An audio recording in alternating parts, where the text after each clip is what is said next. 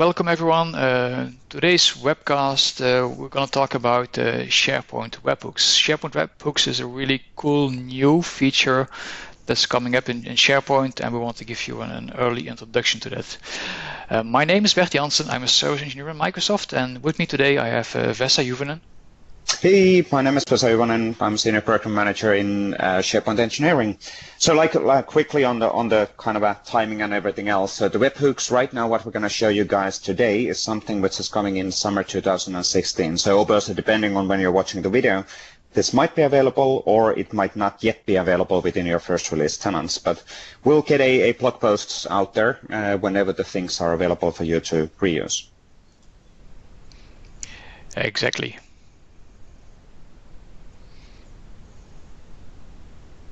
Good. Some notes on the SharePoint PnP side. So just to kind of clarify the situation, the Office 365 patterns and practices is well nowadays kind of a combined with SharePoint and patterns and practices from a brand perspective. So what we want to do around our messaging and within the webcast is that we kind of differentiate all of the SharePoint related topics under the SharePoint PnP brand, and then all of the non-SharePoint related topic under the Office 365 developer patterns and practices brand. The initiative is exactly the same. It's just a matter of branding and bringing the SharePoint in the spotlight as well, related on SharePoint specific topics.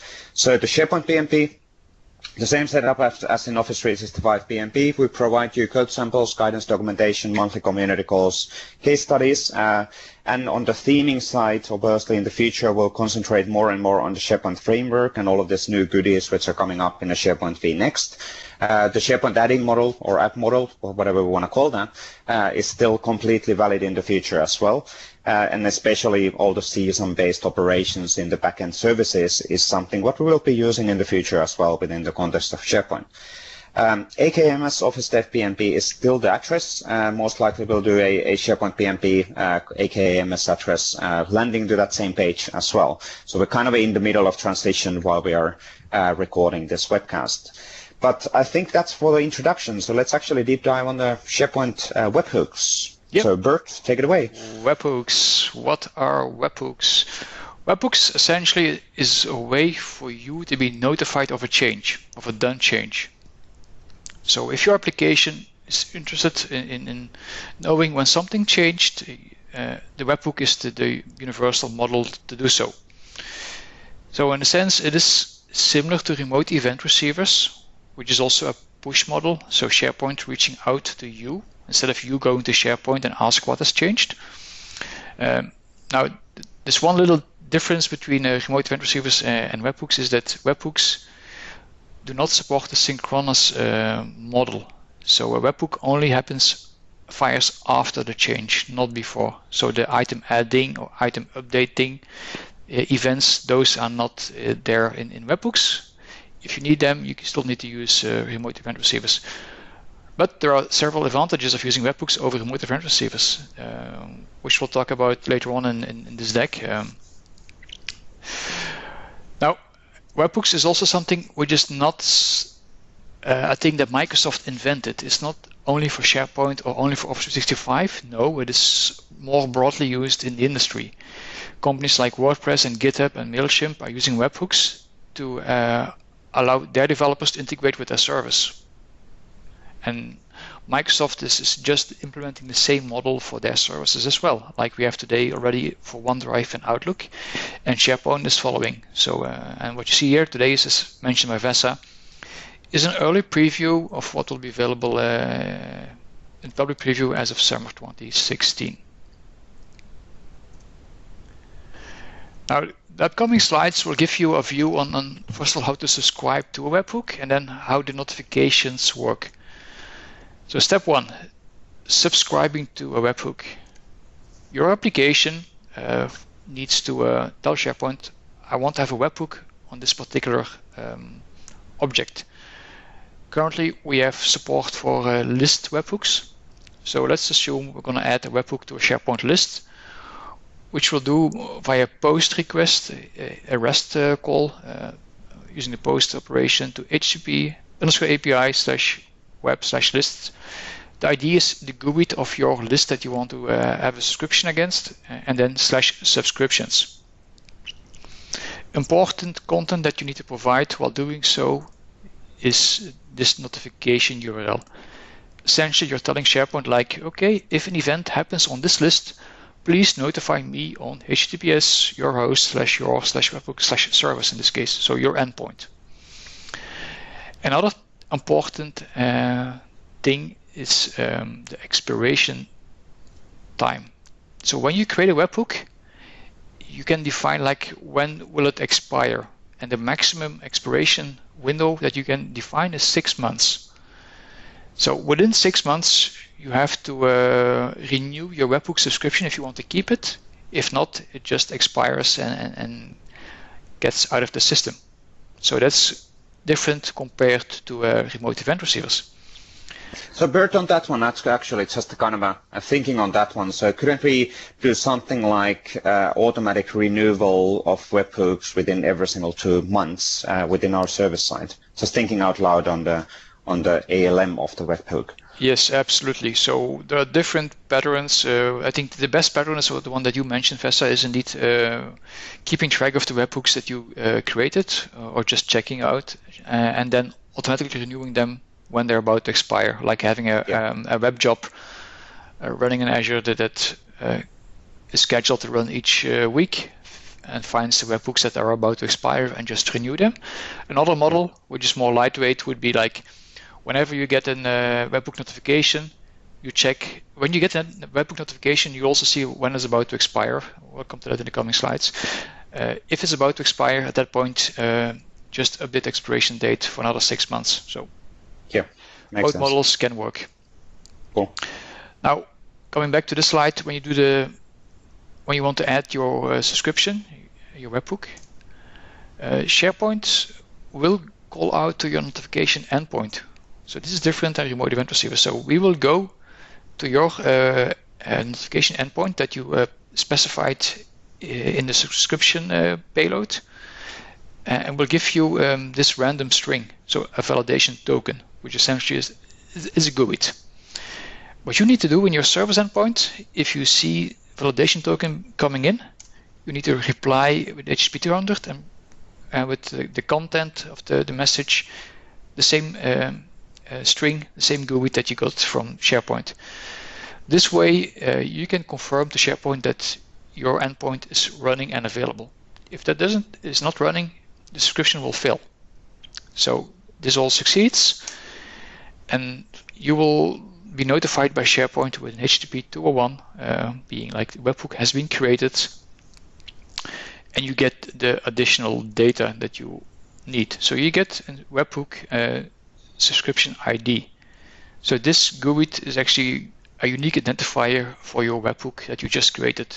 If you later on want to, for example, extend the expiration date of this webhook, with this ID you can tell SharePoint like extend webhook with ID A8, etc. for another 6 months. So yeah, makes sense. Step 1 done. We have our webhook in our system. Now our next step is, okay, SharePoint. Let's say we added this webhook to our list and I create an item in the list. At that point, SharePoint will see a change and will notify us. So it will do a post to our service endpoint that we specified previously, providing information about the change location, but no information about the actual change. So if you look at this payload, this is what you get. You see the subscription ID, expiration date time, the tenant ID, etc. But you don't see like item added or which field was added. There is no context about the actual change. So that's different compared to remote event receivers. Absolutely.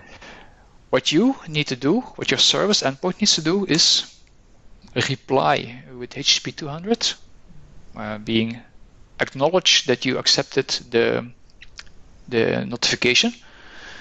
One big caveat though there is like you need to respond in less than 5 seconds.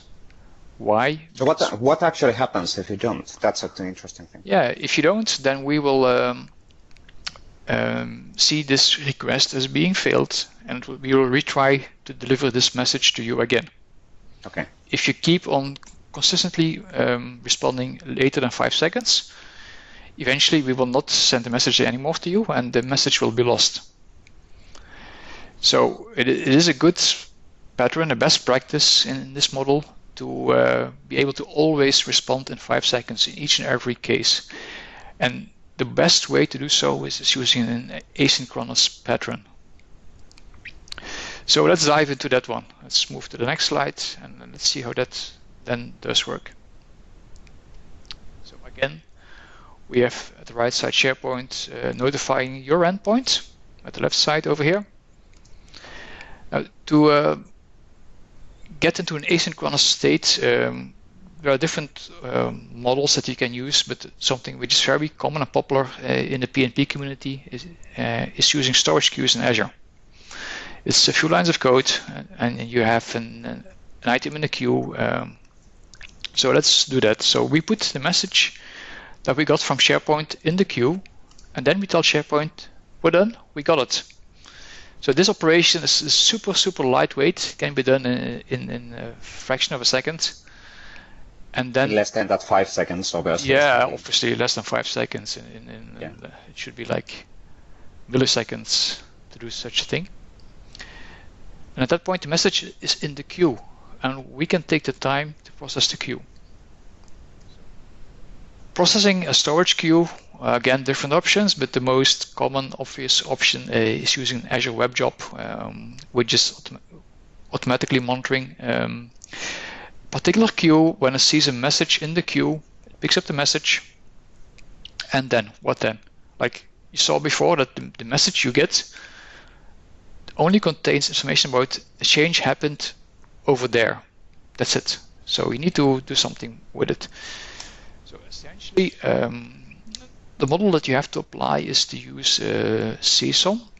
So the CSOM GetChanges APIs to go to the particular list in this case and ask from the list, like, list, what changes did happen to you? Give me your changes. So you get one or more changes back from the list. At that point, you can process the changes. So if you see like an item was added, you get it back as from the GetChanges call. Your code can then, let's say, do the same update in another system because you want to integrate those systems. Just thinking about something. So you need to do something with the changes you get back. So basically, Bert, as part of that original post, the first request which is coming from SharePoint, you are actually getting the web ID and the list ID, so you're able to then figure out which list you will apply the get changes to. Yes, you get, so in the payload you get a resource property. The resource is actually, in this case, the list. If you have webhooks, it will be the web ID. So you get indeed an ID pointing to the right SharePoint object that you need to query for changes. Yeah, and obviously within the first release we will be supporting list level webhooks, so the additional stuff is coming later on in the roadmap. But it's good to know how to actually get access on it, and I think we have a demo on this one as well. So yep, we'll show this later on. Yeah, I think there's one more slide, and then we jump into demo. So the next slide. We're going to give you a bit more context on how to successfully work with the get changes, because you need to. There are some things to be aware of. So let's jump into that slide, and then after that one, we can do a little demo. So again, application.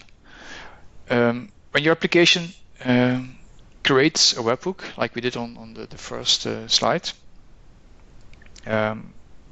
it's all good. Webhook is created, you get the subscription ID back from SharePoint.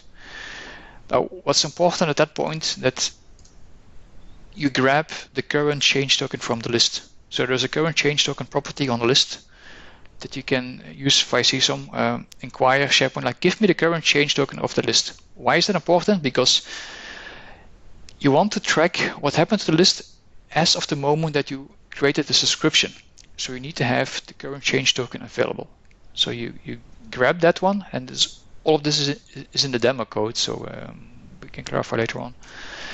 And you need to persist that token somewhere. In this case, it's a SQL Azure database, but it could be also another way to persist it. It needs to be persisted, that's the key thing. Later on, that could be like 1 week later if nothing happened in your list. But let's say 1 week later, someone added an item to the list, and SharePoint hits your notification endpoint because there was a change. All good. You put, as shown in the previous slide, we go asynchronous, so we use a storage queue and a web job to do the work. Now the web job, when it needs to process the changes, it first will grab the latest change token from the database, which is the one we put in there when we subscribed the webhook. So we have that change token, and we use the GetChanges. Say, give me all the changes as of this particular change token. So you get all the changes as of the subscription. You process all the changes.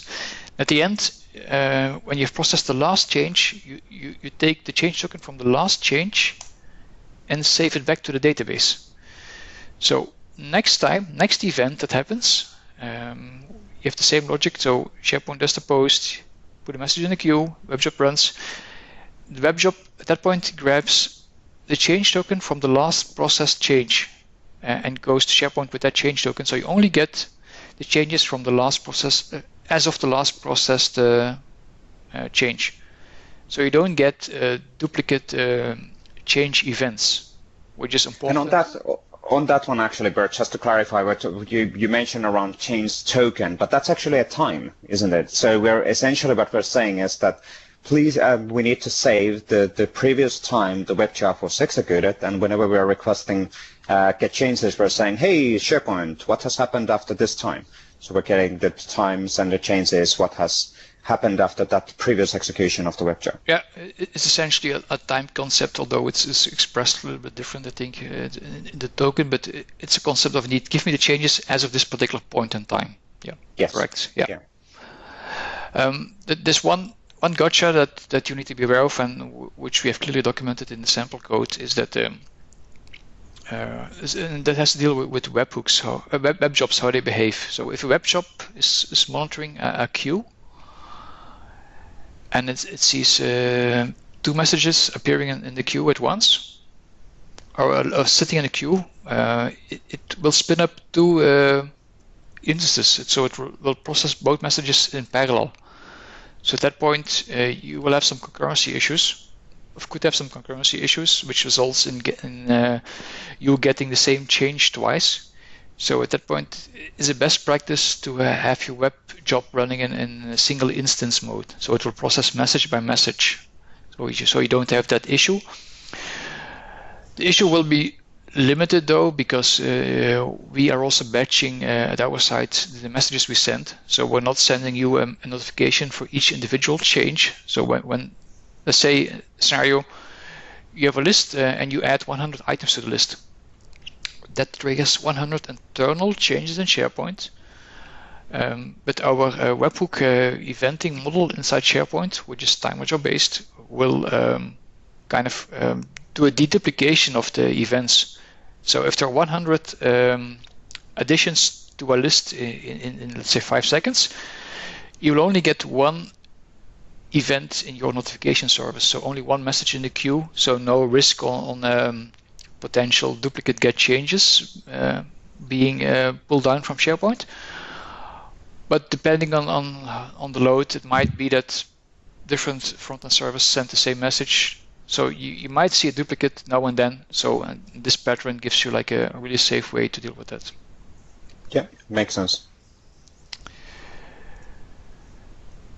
Okay, enough talking. Let's try to show this in real life, in action.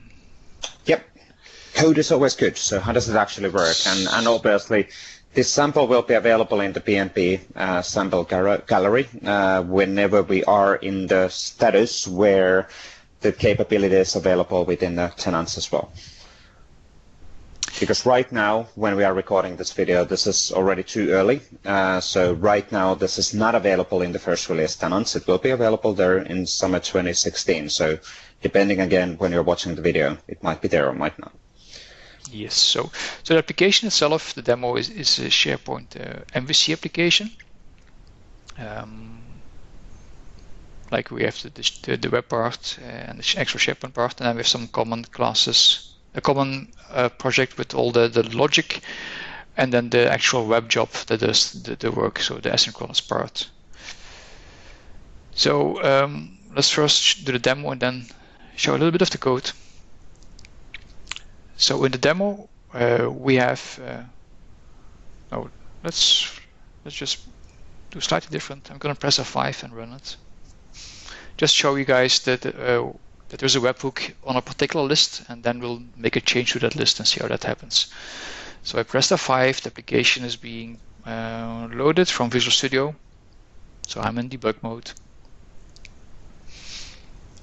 And SharePoint is working on it, and here we are. So what we see in the application is a list of all the webhooks for all the lists that you have in your site. So it will scan all the lists and will check like, list, do you have a webhook, yes or no? So and we'll list those. You can add a new webhook. So I can go to the documents library and say like, I want to create a webhook for documents. And at this point, SharePoint. You go to SharePoint, SharePoint goes to your notification service, notification service replies with the string it gets from SharePoint, SharePoint goes back to you saying like, okay, everything succeeded, you get an HTTP 201 message back from SharePoint. And that's what just happened. So we have a new webhook on documents over here, and it is listening to this particular endpoint. So this is my endpoint deployed in Azure, and we have an expiration date. So if we do nothing, in September, this webhook will be gone. Right, let's delete this guy again. While this one is deleting, we're going to focus the next part of the demo on the countries list. So we already have a webhook available on this list, and let's go to this list.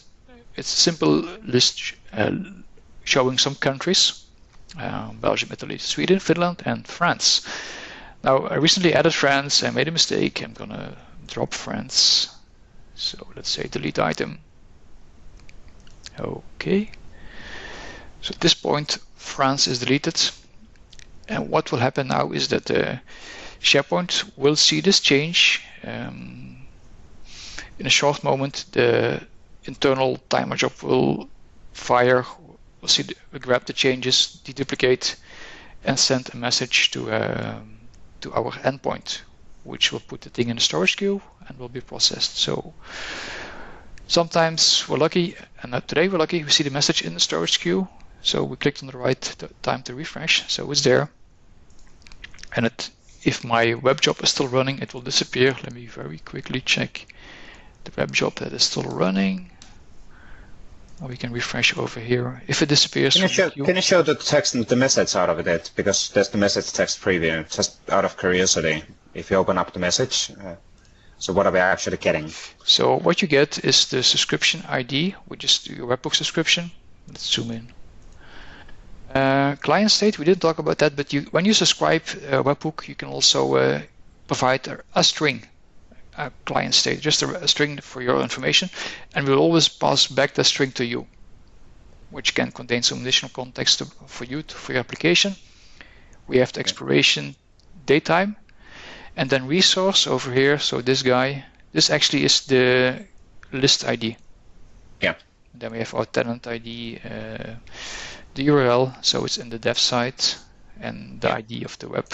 So this is what you get. So no information about the actual change, just the location of the change.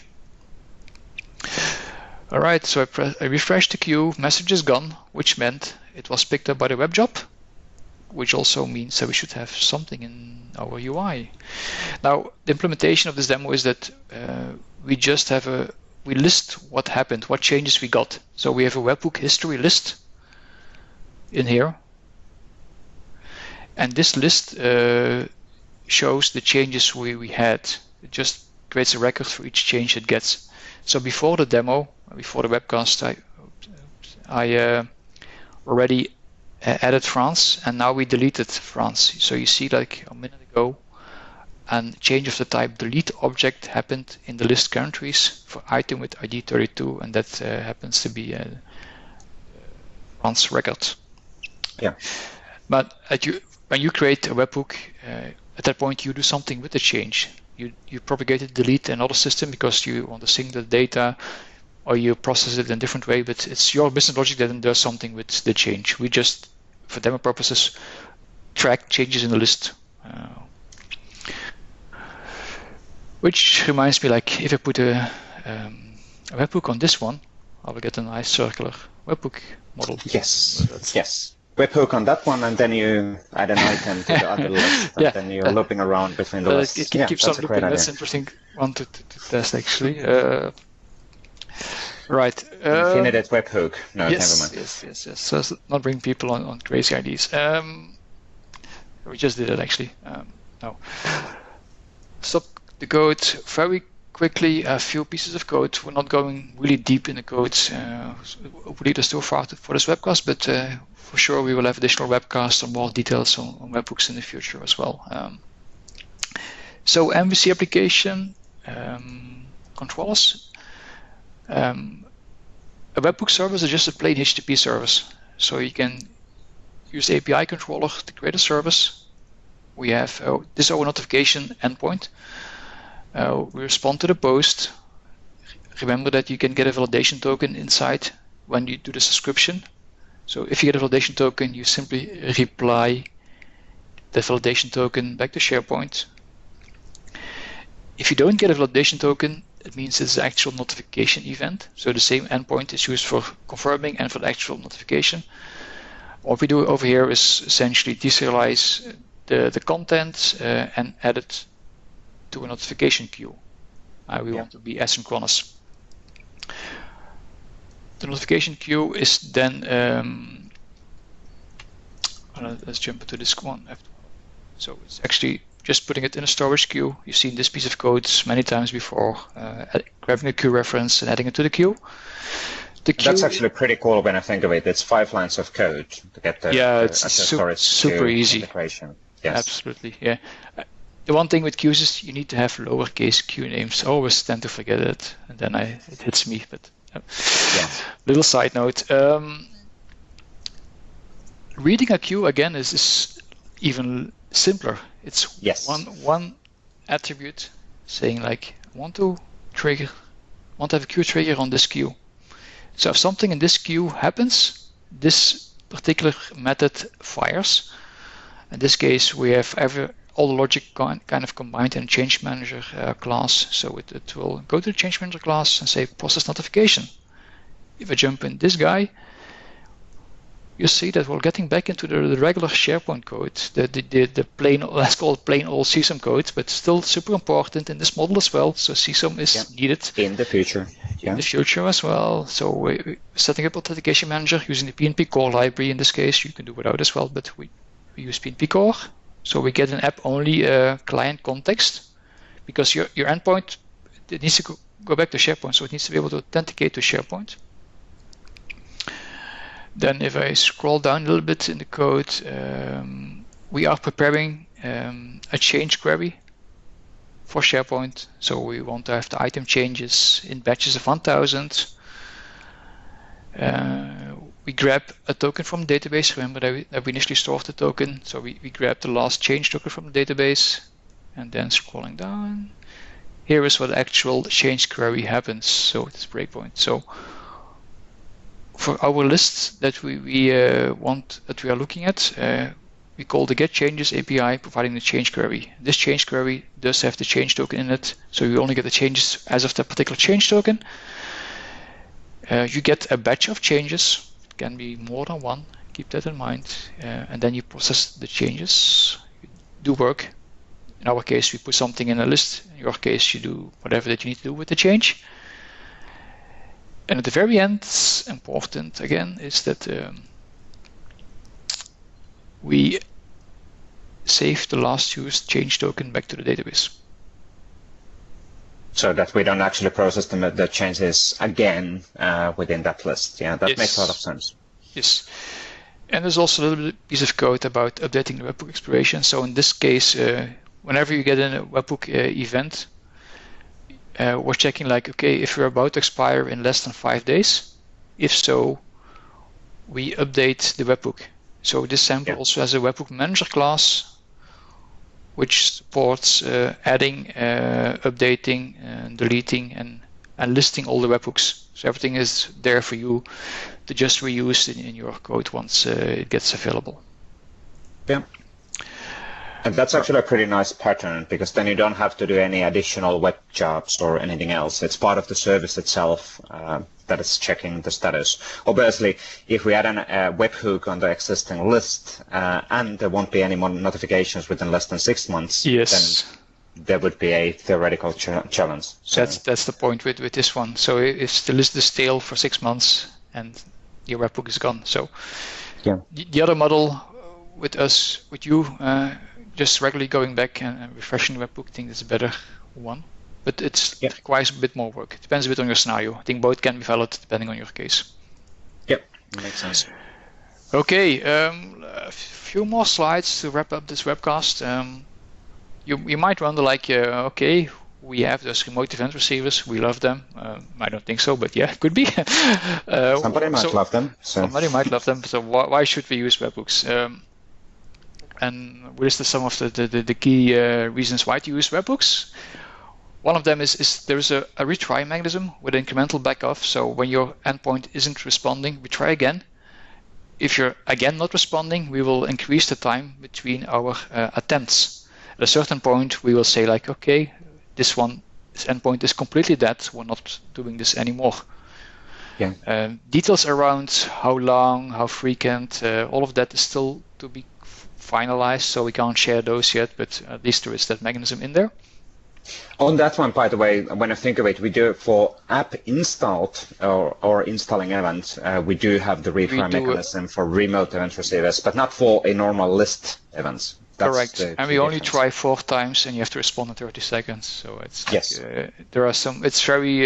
It is a retry mechanism, but it's not some. This will be better. Yeah. This retry model. Webhooks are also less taxing for your endpoint. The payload you saw is very small JSON message. Plus, we are batching, deduplicating the notifications. So 1,000 items being added to a list does not generate 1,000 calls to you, so which is a good thing. And also a good thing for us, because otherwise you would go 1,000 times back to us to ask changes, which doesn't make sense. Webhooks are also, in my view, more secure than regular remote event receivers, since we're not passing any information about the actual change, about the changed item. So no information is passed that can be compromised for environments. It's easier to consume by non-SharePoint developers. What I mean is by people that don't have a SharePoint developer knowledge, are not used to writing remote event receivers, all of that. It's a more universal model, which is becoming more and more an industry standard. So everyone that is used to do the standards can work with webhooks as well. And at the same time, the SharePoint developers learn how to do stuff outside of the SharePoint as well. So that's a win-win situation, actually. Yep, absolutely. With the new SharePoint development framework, the same way. Yep. And finally, the remote event receivers were based on WCF endpoints, because that was the thing which was out there when these were envisioned. Whereas for webhooks, you can use this plain, simple, regular HTTP endpoint, like we did with the Web API, which again is way more friendly for the non-core SharePoint developers out there. Now you might wonder, like, all right, but if I want to add a webhook, my endpoint needs to be available, and it needs to be available for SharePoint. It means it needs to be publicly available. So how do I then debug it? Because it needs to be deployed somewhere. So it is a little bit of, you need to think about how to really debug it, and because you have to have something running before you can even subscribe to a webhook. So the model that I used is use remote debugging in Azure. So I made a very lightweight V1 of my webhook, pushed it to Azure, so I could do a subscription model, and then I used later on remote debugging in Azure to if something went wrong. Yeah. One approach. That works really well in Visual Studio 2015. Yeah, so. Yep, perfectly, and actually also pretty fast. So you don't even notice that you're doing remote debugging. Another pattern is, and this is used using ngrok as a platform and tool, is build a tunnel between your service endpoint and you. Essentially, what you're doing here is you tell SharePoint my endpoint, my notification endpoint is hosted on ngrok.com. You install an ngrok.com client locally, and when the client is running, it will grab the messages that SharePoint sends to that public endpoint hosted on ngrok and will transfer them to your local host endpoint. So at that point, you will get your local host debug environment hitting the breakpoint.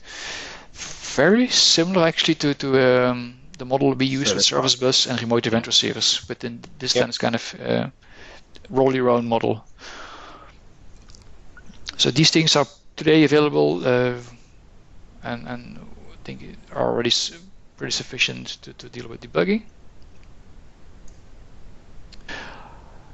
And yeah, let's wrap up this webcast. So we have some resources for you guys, an article about webhooks in general, a bit more agnostic article about why webhooks are important for the web and for the future. We already used it in Outlook and OneDrive, as I mentioned, so there's a link to the documentation about those webhooks in Outlook and OneDrive, and also a link to a sample. We have a PnP sample on Outlook, and there's a link to a OneDrive sample in the OneDrive GitHub organization. Yeah. I think with that, Vesa, let's wrap up this webcast. Yep. Do you have additional topics you want to share on webhooks? No, not really. I think this is a good webcast on getting kind of understanding what happens and what's coming up and how the webhooks are actually working. And it's really important to understand the asynchronous way of handling those messages so you don't hit those timelines as well. And we'll do a probably much more detailed webcast on the code level later on in the autumn this year. Yep, and we'll also share the code as soon as webhooks are available in first release tenants who will get the code out there for you guys, so you can leverage the code. There's a lot of usable patterns in the code and even classes that you can just plug into your projects and start being very productive with webhooks. Yeah, absolutely. But I think that's it. Then yep. Thanks Bert for this one, and we'll come up with a new webcast sooner or later. Thank you. Yep, sooner or later. Bye-bye, everyone.